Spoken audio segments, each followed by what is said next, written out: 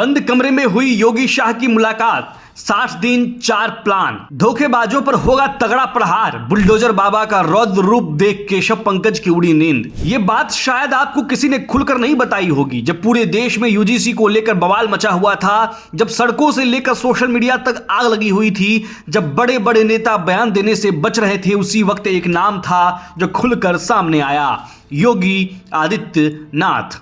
लखनऊ से उठी एक आवाज ने दिल्ली तक सियासी गलियारों में हलचल पैदा कर दी। जब ज्यादातर नेता सुरक्षित बयान देने में लगे थे, तब योगी आदित्यनाथ ने मंच से साफ शब्दों में कहा, जातिवादी राजनीति करने वाले आज दंगाइयों के हमदर्द बन चुके हैं।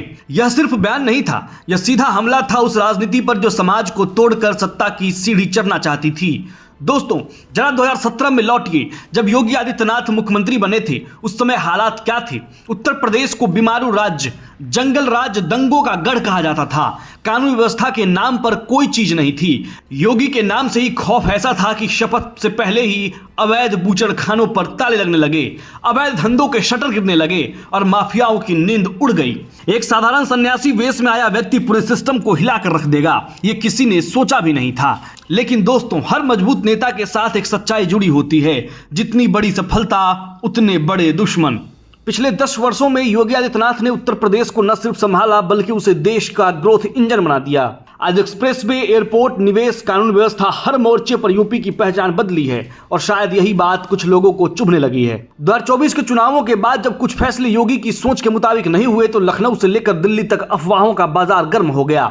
कहा जाने लगा, अब योगी की कुर्सी खतरे में है। कुछ अपने और कुछ पार्टी के अंदर बैठे कालनेमी योगी को कमजोर करने की योजना बनाने लगे, लेकिन योगी रुके नहीं। उन्होंने राजनीति में भी वही किया जो प्रशासन में करते आए हैं, सीधा बुलडोजर। अब बात करते हैं 2026-27 की। चुनाव नजदीक है और बीते 60 दिनों में उत्तर प्रदेश की सियासत में एक अजीब पैटर्न दिखाई देने लगा। एक के बाद एक ऐसे मुद्दे खड़े किए गए जिसका मकसद साफ था, योगी को उनके ही समर्थकों से दूर दिखाना। सबसे पहले ब्राह्मण समाज को लेकर नैरेटिव गढ़ा।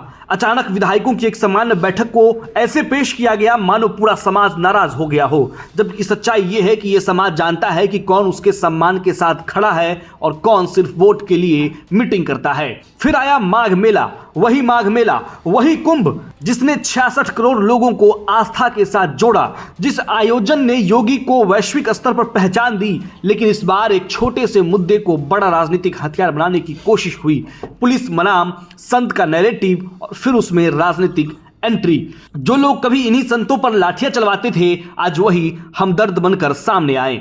लेकिन दोस्तों, योगी की असली जमीन कोई लॉबी नहीं हिला सकती। वो जमीन है उत्तर प्रदेश की जनता। वो जनता है जो जानती है कि जातियों में बंटोगे तो कटोगे, और यही नारा आज योगी की पहचान बन चुका है। अब सवाल आपसे है, क्या आपको भी लगता है कि योगी के खिलाफ सोची समझी रणनीति चल रही है? और क्या 2027 में उत्तर प्रदेश की जनता इन साजिशों का जवाब देगी? अपनी राय कमेंट सेक्शन में जरूर लिखिएगा।